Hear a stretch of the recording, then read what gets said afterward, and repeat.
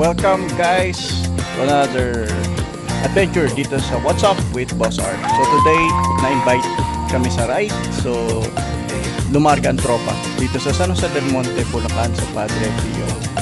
And I'm telling you, nakakawala ng pagod. Kaya samahan nyo kami, let's go.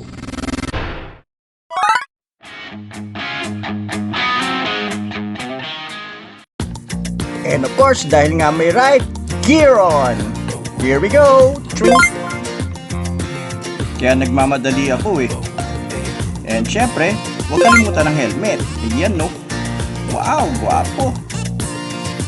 Binilisan ko na rin mag-prepare kasi nga naghihintay na ang tropa. Kaya, let's go! Papunta ngayon ako sa shop kasi doon ang meeting place namin. Sana hindi makapaghintay na matagal yung aking tropa. Si Kuya Marvin and si Mike. At pagdating ko nga dito sa shop, well, dumating na rin sila kagad. Ayun si Kuya Marvin, no? Dumating na rin si Sir Mike. Si Sir Mike kasi malapit-lapit na rin yan maging Eagles. Pagdating nga nila, wala na kaming sinayang na oras. Lumarga kagad kami papunta sa St. Pio. The ride was good kasi medyo maaraw pa, and kung mapapansin nyo, no, nakaka-relax yung ambience kasi marami pang puno. Only here at San Jose del Monte, Bulacan. We love riding kasi para sa amin, for us, this is kind of a therapy. Nakaka-relax. Nale-let go yung lahat ng burden, lahat ng stress. Somehow sa pagra-ride, sa bawat hampas ng hangin, naiiwan mo yung mga intindihin mo, alalahanin mo. Kagaya nito, pa-banking na lang. By the way, dito sa ride na to, no, nasa likod ko sila Kuya Marvin and si Mike. Kasunod ko sila. Kumbaga ako yung nagli-lead nung way namin papunta sa St. Pio. While on our way, no, medyo nagutom kami.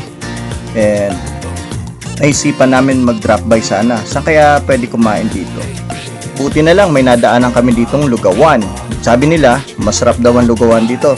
Tara, let's try! So tumigil muna kami dito, no, sa lugawan, and nagutom kami kaya kumain muna. And then suddenly, biglang... So etong problema po ng mga rider palagi. Ang kalaban namin, ulan. Only in San Jose del Monte mararanasan mo ang umaaraw pero ang lakas ng ulan. Kakaiba, di ba? Ayun.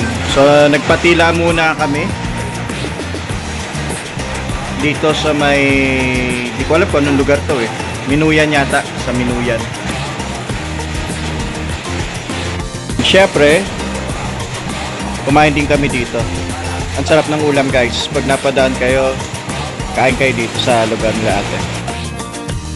At paghinto ng ulan, syempre lumarga na kagad kami. Walang sinayang na oras. Kasi nga kailangan namin habulin, samantalahin na huminto na yung ulan. Kaya guys, let's go! Okay, sa banda dito, no, may pinalagpas lang ako na Innova. Muntik na ako gitgitin.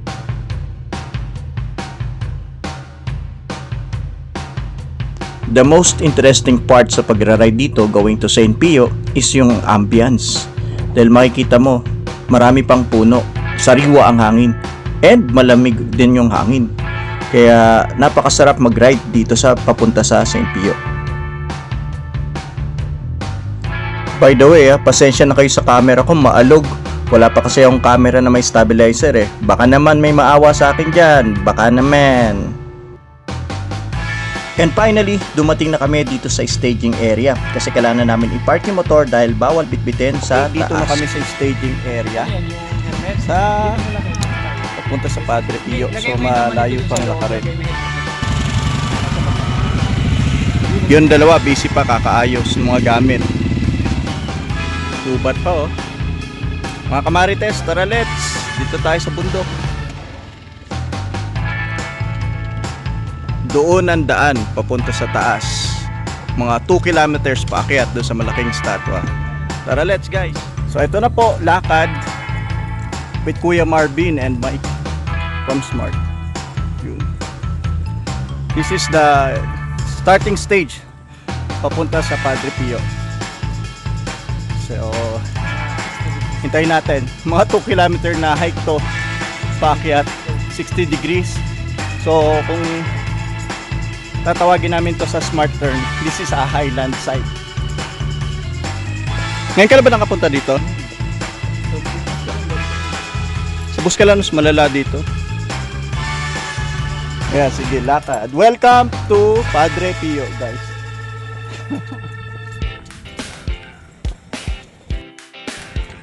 Ito pa yung aakyatin namin, no?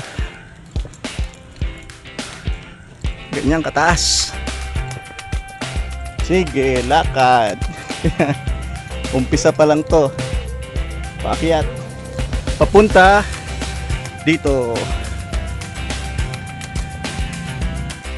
At pagdating mo sa dulo, ito ang bubungat sa'yo. Si Padre Pio. 50 feet. Si Kuya Marvin wala mapaglagyan na excitement. Excitement ba o yung bag niya wala siya mapaglagyan? And bubungad sa'yo dito, yung napakaraming rosary. Sabi nila, ito yung mga wishes ng mga panatiko. And yung dalawa, naging super busy. Ano kaya tinitingnan ng mga to? Uy, ano bang tinitingnan nyo dyan? Kanina pa kayo ah. Anong tinuturo nyo? Ano ba talaga meron dyan ha? Itong dalawa kanina pa busy, hindi ako pinapansin.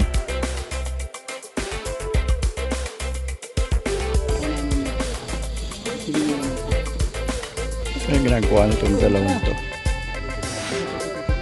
Ngayon sila nakikita, hindi namin nakikita. Ano kaya to?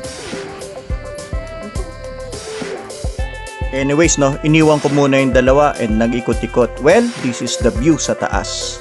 Talagang sulit yung pag-akyat namin. Napaka-relaxing, ang ganda ng nature. And meron din dito candle. So dito kayo pwede magsindi and magbigay ng prayers. Ayan si Kuya Marvin, nauna na pala sa akin, nagdadasal na dito. Marami rin pala nagtirik ng kandila. So siguro may kanya-kanyang mga hiling. And syempre, meron silang guide to pray para kay Saint Pio. Meron ding mini chapel dito sa taas para kay Mama Mary. And meron din silang souvenir shop.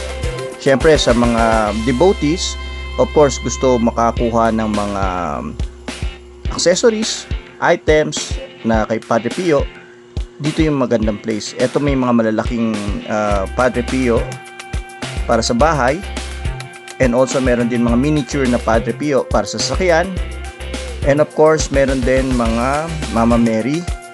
Plus, meron din mga necklace, rosaries, pendants para sa protection kay Padre Pio. And of course, meron din dito mga sari-saring mga rosary. Ito nga pala yung loob ng chapel. So may mga statue ni Padre Pio to commemorate yung kanyang holiness. Ayan. Meron din life-size na mannequin ni Padre Pio. And ito yung bago. Yung nakahigang Padre Pio dito sa chapel. Parang totoo guys. Promise. Parang totoong Padre Pio. Sa mga hindi pa nakakapunta, tara, let's go dito sa Padre Pio at makapagdasal at makahingi ng pasasalamat sa Panginoon.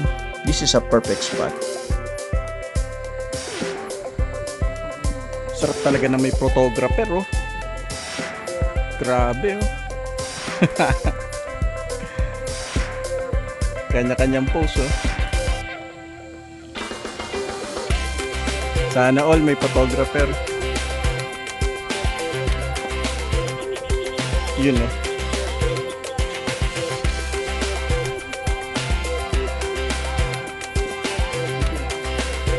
Malupit talaga tong photographer na to. Talagang If you are Saint Pio or Padre Pio devotee, this is a perfect place for you.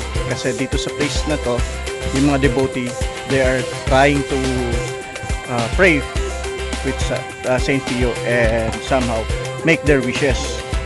And karamihan, ang sabi nga nila, nagkakatotoo daw based doon sa mga rosary na pinakita ko kanina. So lahat daw ng wish ng mga devotee ay nagkakatotoo. At isa na rin ako doon sa nagpapatotoo kay Padre Pio. Tapos na yung adventure namin, so pababa na kami to have some coffee. Ayan, mga pagod. Iba yung ano yung pawis na ayun, napagod ka kaysa nabilat. Ano na mga kamarites, tara let's! Para isinta na natin. At after sa Padre Pio adventure, tumulak na kagad kami papunta naman sa kape. Dahil nauhaw ang ating mga tropa peeps. Tara let's! Naku po, sorry talaga dito sa napakalikot na camera. Baka naman may mag-donate sa akin ng stabilizer. At dumating na nga kami dito sa Asir Cafe. Malapit lang yan dito sa Padre Pio. Ayan, inayos lang namin yung parking kasi medyo maputik. Ito yung entrance, aakyat ka sa maliit na bridge papunta doon sa resto. Sa bungad pa lang yan, gaganda. And magugulat kayo pagdating namin dun sa may kape. The restaurant itself, wow, very surprising. Ang ganda ng ambience dito, nakaka-relax.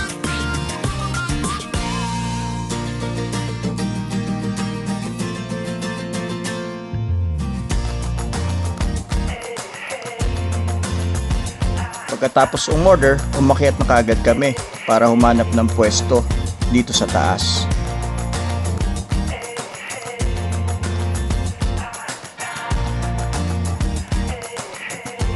Well, I guess this is a perfect spot para mag-relax and somehow mag-bonding with your friends. And of course, makipag-date sa ating mga ate, sa ating mga asawa, and sa special someone.